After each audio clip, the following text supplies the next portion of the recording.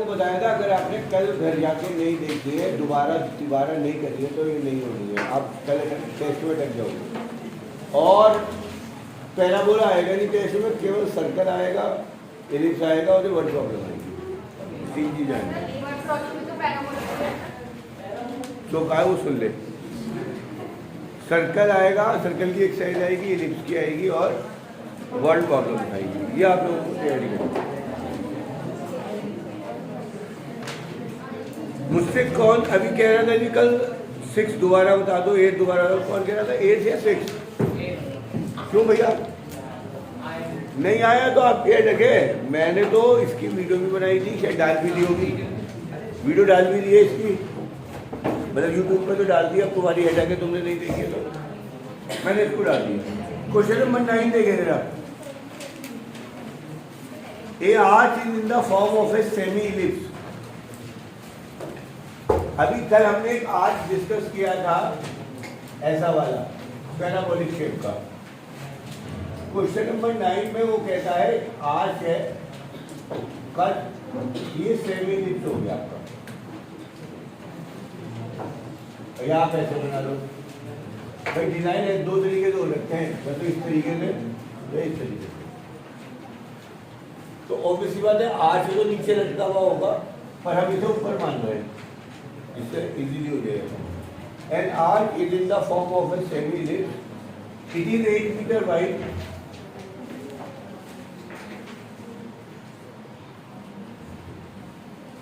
And 2 metre high at the centre. यहां से 2 metre high है।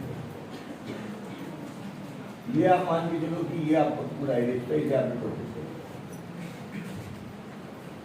Find the height of the arch at a point 1.5 metre from the point. एक end से 1.5 metre चल लो, यहाँ पे P, इसकी हाइट P की पूछिए, सेंटर 0 0 मानते हैं, इसमें आपको बताया।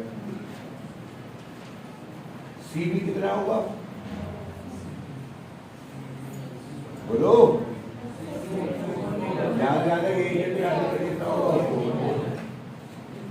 सी डी कितना होगा? ध्यान से देखो, फॉर इलिप्स ये ए हो गया और ये बी हो गया। ध्यान से देखो, जो पूरा इलिप्स होता है ये तुम्हारे पास 4 है, ये भी 4 हो गया, ये 2 है तो ये भी 2 हो गया। तो फॉर इलिप्स ए 4 हो गया, बी 2 हो गया। तो इक्वेशन क्या हो गई? एक्स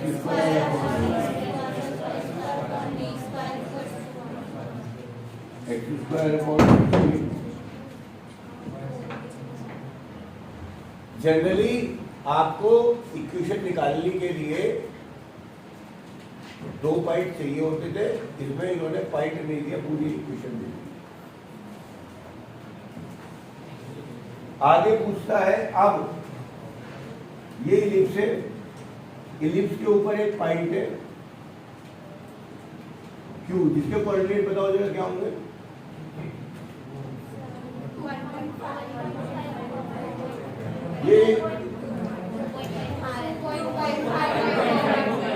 ये यहाँ से 1.5 है, टोटल फार है, ये 0 0 है, कोऑर्डिनेट डिस्टेंस तो यहाँ से रखनी है, तो ये होगी 2.5 कॉमा L। तो इक्वेशन को सेटिस्फाई करा दो, एक्स स्क्वायर अपॉन 16 2.5 का square upon 16 6.25 upon 16 L square by 4 आ गया 1 माइनस 6.25 अपॉन, ये मैं उधर दिया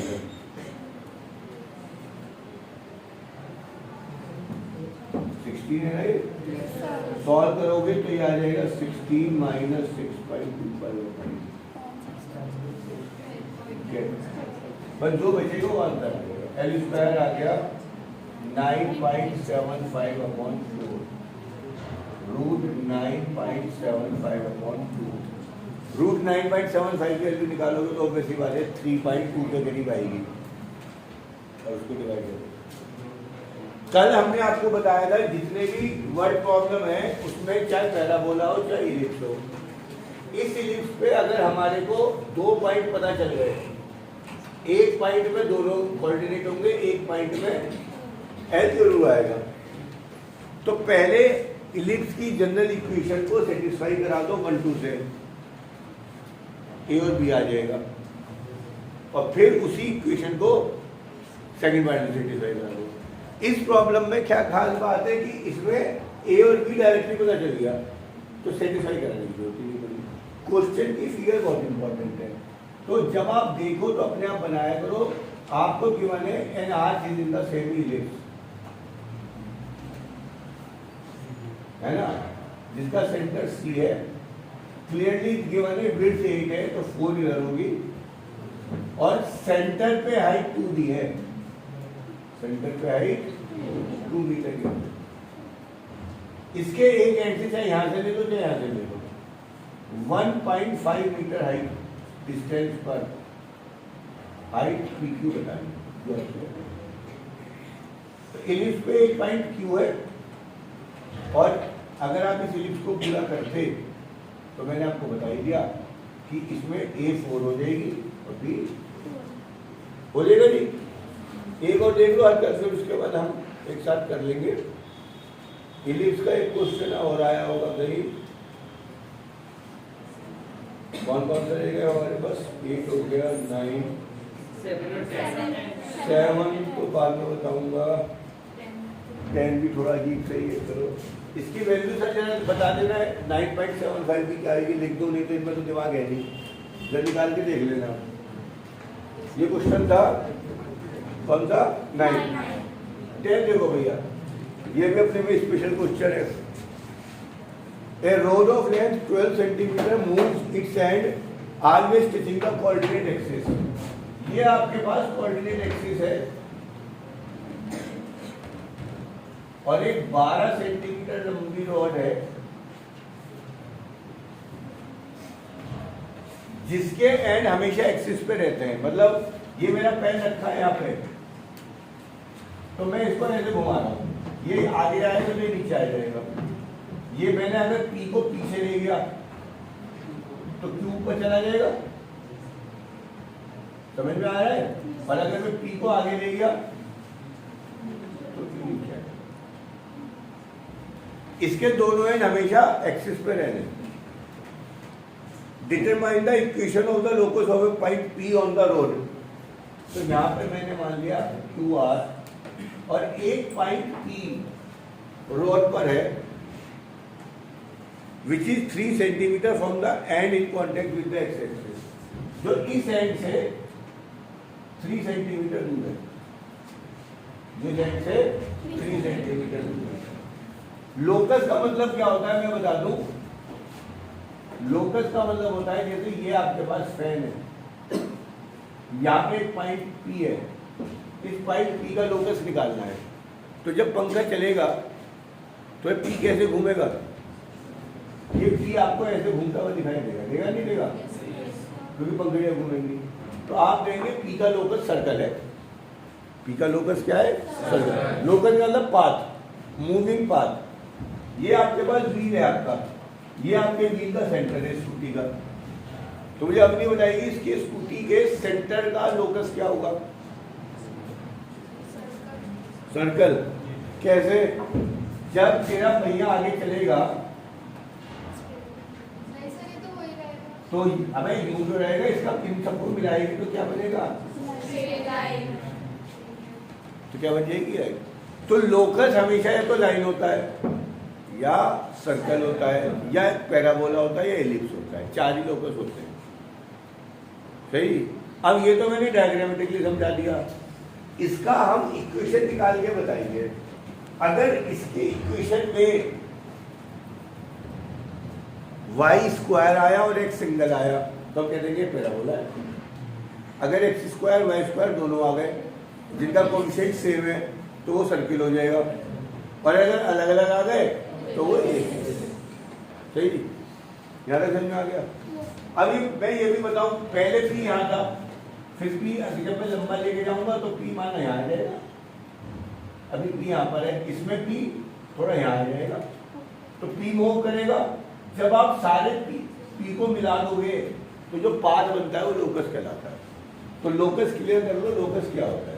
अभी किसी ने मुझसे 2 दिन पहले इसेंट्रिसिटी की पूछी थी, मैंने कहा था अगले दिन बता देना, याद नहीं दिलाए। कौन मान लो आपका वो किसी ने पूछी थी ना,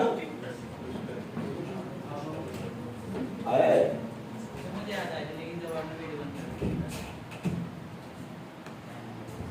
सही जी। अब ध्यान से देखो, ये 3 है तो ये कितनी होगी 9, टोटल 12। P की 12 है, P2 नहीं है, अब तो मैंने इसका नाम कर दिया QR। PR 9 3 है और QP कितना है 9। लेट P के कोऑर्डिनेट मान लो H, K। किसी भी कोऑर्डिनेट ज्योमेट्री में लोकस निकालने के लिए आप कोऑर्डिनेट H के मान लो, इस H और K की वैल्यू निकाल लो, जो आंसर आता है वो लोकस कहलाता है। H और K को बाद में X और Y रख देते हैं, क्योंकि X Y माने H के माने एक ही बात है। अब मैं H K का मतलब ध्यान से देखो, H K का मतलब है ये डिस्टेंस H है, सही है, और ये डिस्टेंस ये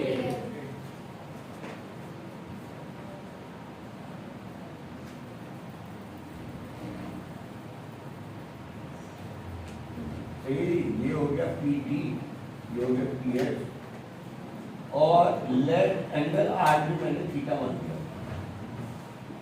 सवाल बहुत आसान है, सबसे आसान सवाल है और सबसे ज्यादा इंपॉर्टेंट है एग्जाम में बता। एंगल R थीटा हो गया, समझ में आ गया।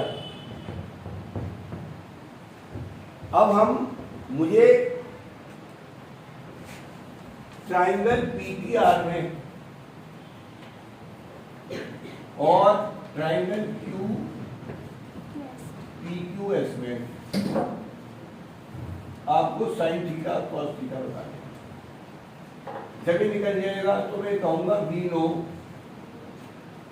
Sign square theta plus cos square theta कितना है, और मेरा आंसर आ जाएगा। शुभी जी बताएंगी साइन थीटा की वैल्यू ट्राइंगल PTS में, PTR में लिखा हुआ है। PTR में सर K अपॉन TR। दोबारा नहीं सर, K अपॉन 3। दोबारा लिख ले। ये थीटा है, इसके सामने साइन थीटा बताना है ना, K अपॉन कॉस थीटा भी बताना, ये तो आसान था, ये तो पूछना ही नहीं था मुझे। ये बताना है इस ट्राइंगल में कॉस थीटा,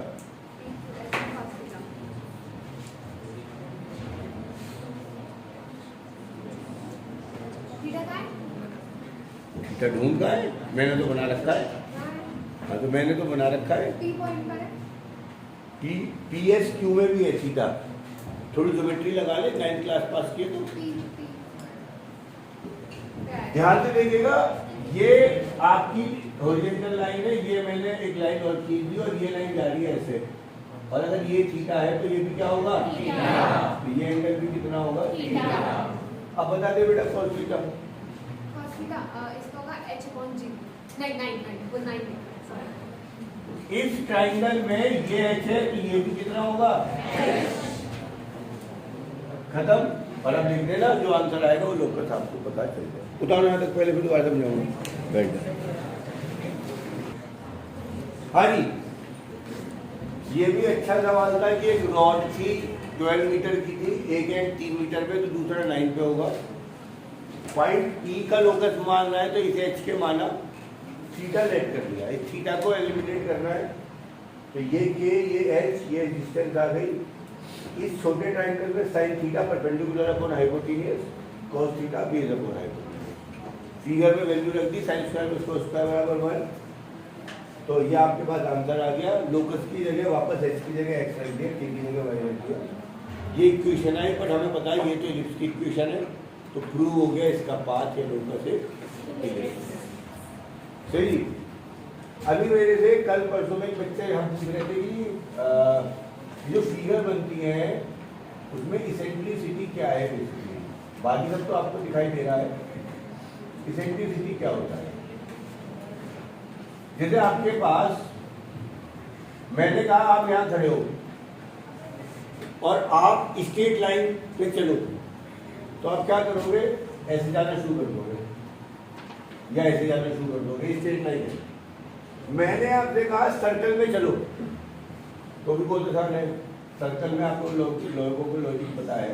इस सर्कल में क्या खास बात ध्यान रखनी पड़ेगी कि सेंटर से सारी डिस्टेंस क्या होनी चाहिए? इक्वल होनी चाहिए। अगर ये 2 है तो सब जगह 2 होना चाहिए। तो आप सर्कल बना सकते हो सब लोग, है ना, जुगाड़ करके सेंटर लेके और फिर रस्सी से नाप के उसे बना लोगे। अब मैंने आपसे कहा भैया पैराबोला 5 पे जाओ, पैराबोला कैसे बनाओगे? How will you draw a parabolic path और इलिप्टिकल पाथ? तो ध्यान रखिएगा, हर पैराबोला में एक फिक्स पॉइंट होता है जिसे कहते हैं एस, फोकस, और एक फिक्स लाइन होती है जिसे कहते हैं डायरेक्ट्रिक्स। इन दोनों का जो सेंटर पॉइंट है माना वो कहलाता है वर्टेक्स। अगर ये 2 है तो ये 2 होगी, अगर ये 4 है तो पीछे 4 होगी।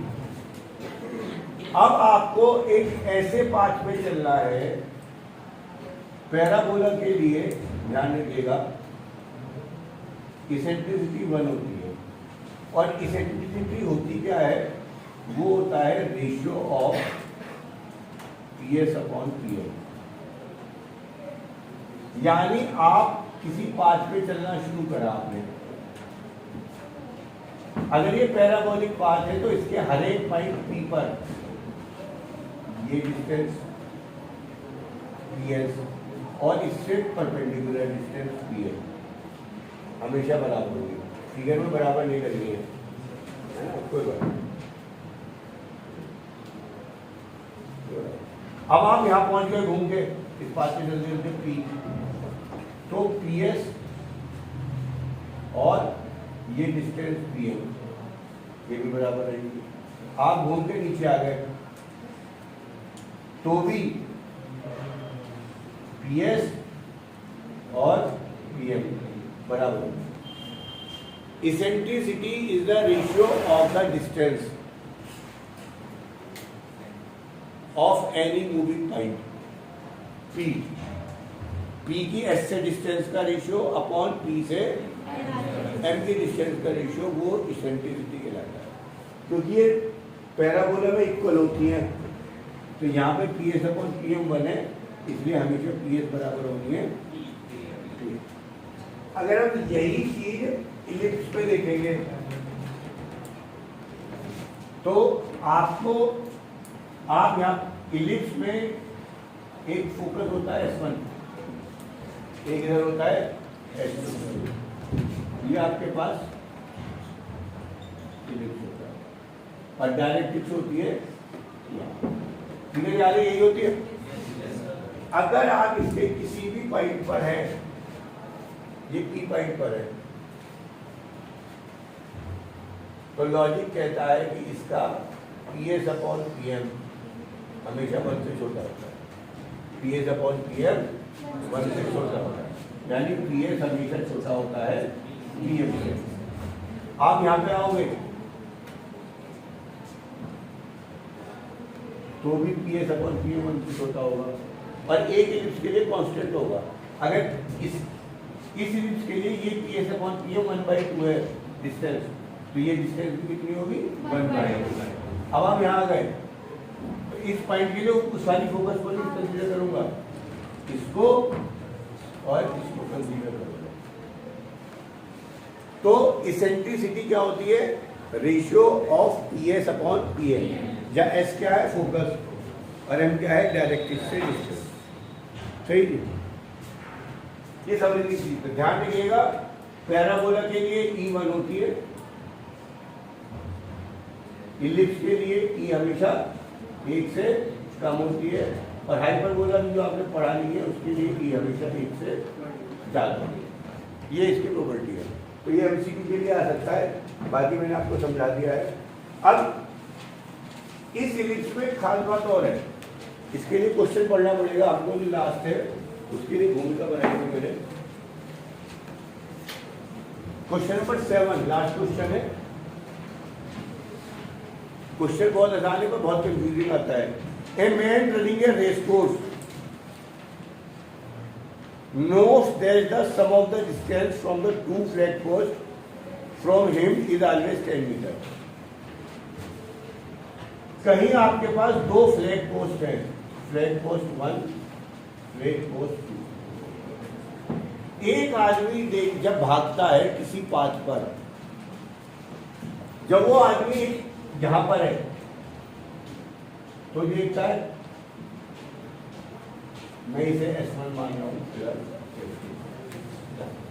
वो देखता है PS1 बराबर PS1 प्लस PS2 कितना है 10। वो आदमी यहाँ जाता है P इस जगह पर, तो भी वो देखता है PS1 प्लस PS2 कितना है 10। वो आदमी यहाँ जाता है तो भी वो देखता है PS1 प्लस PS2 कितना है 10। तो ये डेफिनेशन है एक इलिप्स की कि अगर कोई पाथ ऐसा हो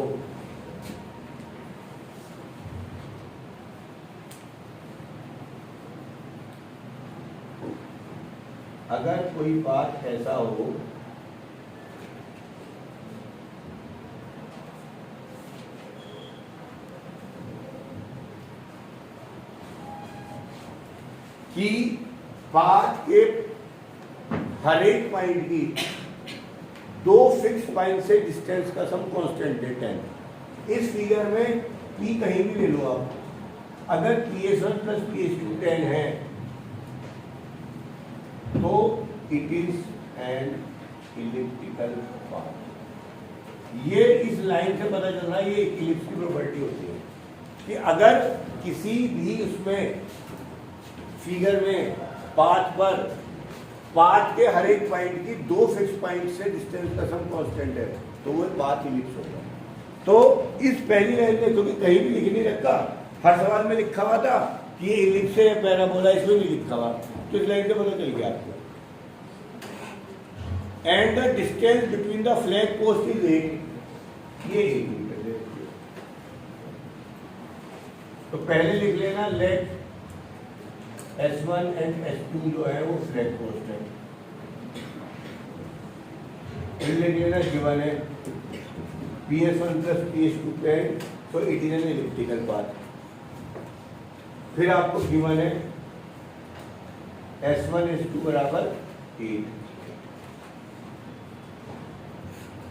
सही जी, S1 S2 बराबर 8। तो मुझे कोई होशियार सा बच्चा जो मानता हूं अपने आप को, ये बताओ,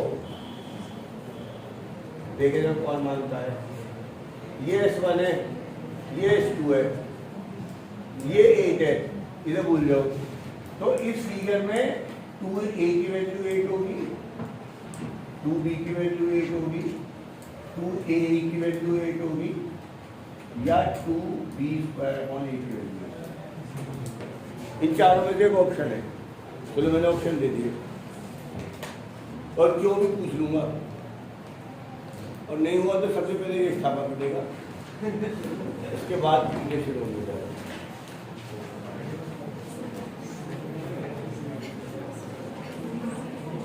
हाँ जी, की वैल्यू 8 होगी क्योंकि ए की वैल्यू ए होता है फोकस, और वो दो एक साइड फोकस करता है, एक साइड फोकस करता है, तो उसकी वैल्यू 8 होती है। हाँ जी, कोई और? हाँ जी,